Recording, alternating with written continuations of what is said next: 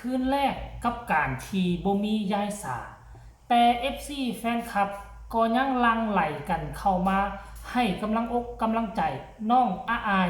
คือเก่าเหมือนเดิมสนามแตกอาญะที่อุดรค่ำคืนนี้ทักทายสวัสดี FC แฟนคลับทุกคนก็แล้วกันมาพบมาพ้อกันคลิปนี้ทานผู้ชม FC แฟนคลับบ่คิดบ่ฝันว่ามันจะมีวันนี้อีกแล้วเนาะทุกครั้งที่วงเสียงวิหกได้มาแสดงอยู่ที่จังหวัดบ้านเกิดเอิ้นว่าจังหวัดบ้านเกิดก็แล้วกันเพราะว่าวงเสียงวิหกก่อกำเนิดขึ้นอยู่ที่ทั้งอุดรเนาะน่าจะเป็นอำเภอกูแก้วทุกครั้งที่ได้มาแสดงทุกเจทุกมุมของจังหวัดอุดรหรือว่าของแขวงอุดรมันก็ซ้ำว่ามาแสดงอยู่บ้านเกิดเมืองนอนของตนเองเนาะอุดรนี่มีวงหมอลำเพียงแต่วงเดียวก็คือวงเสียงวิหกแมนบ่หรือว่ามีวงอื่นตื่มอันนี้ค่อยบ่ทราบเด้อน่าจะมีแต่วงเดียวในเมื่อเป็นวงเดียวแล้วเป็นวงที่ค่อนข้างมีชื่อเสียงระดับแนวหน้าของประเทศไทย FC แฟนคลับกับภาคภูมิใจได้มาแสดงก็โอ้ยห่วมแห้งห่วมใจกันลั่งไหลกันเข้ามาให้กำลังอกกำลังใจกันโดยเฉพาะคือน้องอาอายสกุลนภรลูกสาวของบอสนกพงศกร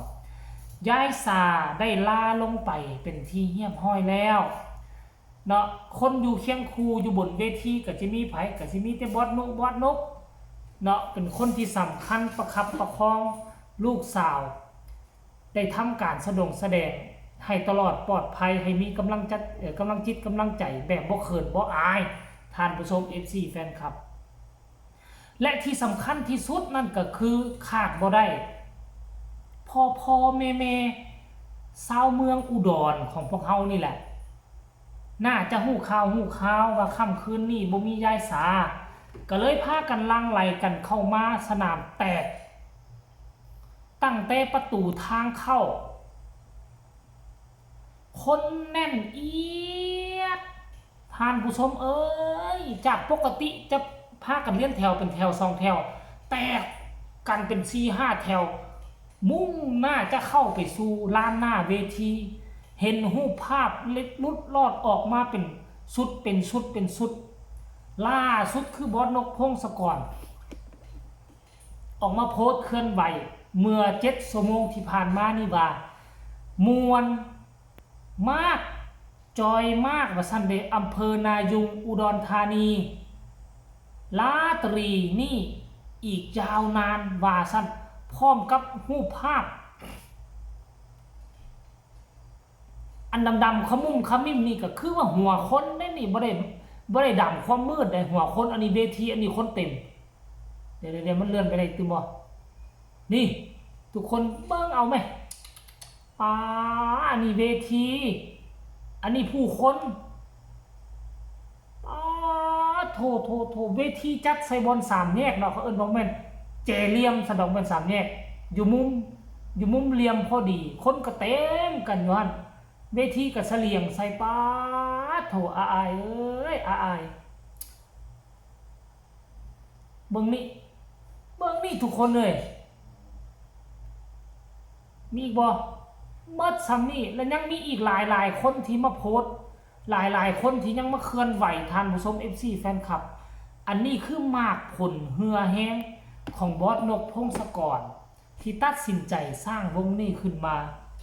เป็นวงที่เฮ็ดให้สีสันของอุดรธานีพอมีสีมีสันมีหน้ามีตามีวงหมอลำประจำจังหวัดท่านผู้ชมและซ้ำบ่นำตลอด6 ปีมีการสร้างสรรค์ศิลปินมากหน้าหลายตาบ่ว่าจะเป็นแพ้วธิดาบ่ว่าจะเป็นน้องอาอายสกุลนภรลูกสาวของบอสนกพงศกรบ่ว่าจะมีคือว่าหัวหน้าหมอลำที่มีชื่อเสียงเกี่ยงไก่นั่นก็คือบอสนกกำนันพงกำนันแพ้แม้แต่ตัวตลกประจำวงก็มีชื่อเสียงบ่แพ้กันกับตลกวงอื่นเลยตลกยุคใหม่ก็มีชื่อเสียงดังซ้ำกับตลกยุคเก่าดังพอดอกพอแหลมยายจอกลายจื้นท่านผู้ชม FC นั่นครับถ้าเป็นแบบนี้ทุกคืนค่อยก็คิดว่าน้องอาอายสกุลนภรก็คงมีกำลังใจแสดงอยู่บนเวทีแบบบ่ขาดตกบกพร่องแน่นอน เนาะคันกรณีว่า FC แฟนคลับมาน้อยพอแม่ๆมาน้อยสิ่งที่กระทบจิตใจยายสาจากไปบ่ได้เป็นจากอันนั้นได้บ่ได้จากตุยได้จากไปทำภาระหน้าที่มันยังมีเฮ็ดให้จิตใจอ้ายต่อมต่อมอยู่แต่ว่ามาเห็น FC แฟนคลับเต็มหน้าเวทีก็มีกำลังจิตกำลังใจกับลืมเรื่องนั้นไปแสดงกันได้เต็มที่ค่ำคืนที่ผ่านมานี่ถึงว่าบ่มียายสาก็ยังมีบอสนุยืนค่ำเฝ้าลานอยู่แบบบ่ขาดตกบกพร่องโอ้ยเห็นแบบนี้แล้วรู้สึกปราบปลื้มใจเนาะบ่ว่าจะเป็นญานุบ่ว่าจะเป็น FC แฟนคลับชาวอุดรโดยเฉพาะชาวบ้านนายุงพวกเจ้าเฮ็ดได้ดีหลายทางเวทีก็แสดงได้ดีเนาะมอบเสียงครับเสียงล่ำเสียงห้องแต่งตนแต่งโตใส่สุดเพชรละนิดนะครับซ้ำบ่นำพอแม่ก็เฮ็ดได้ดีต่างฝ่ายต่างเฮ็ดได้ดีมาบวกเข้ากันงานค่ำคืนที่ผ่านมานี่สนามแตกอะงะกายเฮ็ดให้เป็นไวรัลอีกครั้งหนึ่งอยู่ในเมืองอุดรท่านผู้ชม FC แฟนคลับพี่น้องชาวอุดรสนับสนุนวงเสียงวิหกกับซ้ำสนับสนุนวงของตนเองเพราะว่าอย่างถ้าพวกเจ้าจ้างวงเสียงวิหกเป็นวงที่อยู่ในจังหวัดก็จะได้ราคาย่อมเยาเพราะว่าได้เดินทางไกลแล้วอีกอย่างหนึ่งก็เป็นซีซันของอำเภอเป็นซีซันของจังหวัดไปแล้วก็ซ้ำเป็นของตนเองนั่นแหละท่านผู้ชมเนาะจงพากันหักหอมกันหมายมั่นเนาะพันปีจะให้เลื่อนลางพากันสนับสนุนน้องอายสนับสนุนนกพงศกรสนับสนุนวงเสียงวิหกก็จะเฮ็ดให้ชื่อเสียงของจังหวัดอุดรดังซื่อลือไก่ดังที่เครื่องเสียงวงเสียงวิหกเนาะท่านผู้ชม MC แฟนคลับอันนี้เรื่องเล่าที่มันเกิดขึ้นเป็นเรื่องเล่ามหัศจรรย์คนแห่กันไปให้กำลังใจฮู้ว่าช่วงนี้น้องอายใจตุ้มๆต่อมใจบ่ทุนเทียงบ่สบายเพราะว่าคนหักคนแพงมีหายไปทำภาระหน้าที่ต่างดงต่างแดนเนาะแต่พอมี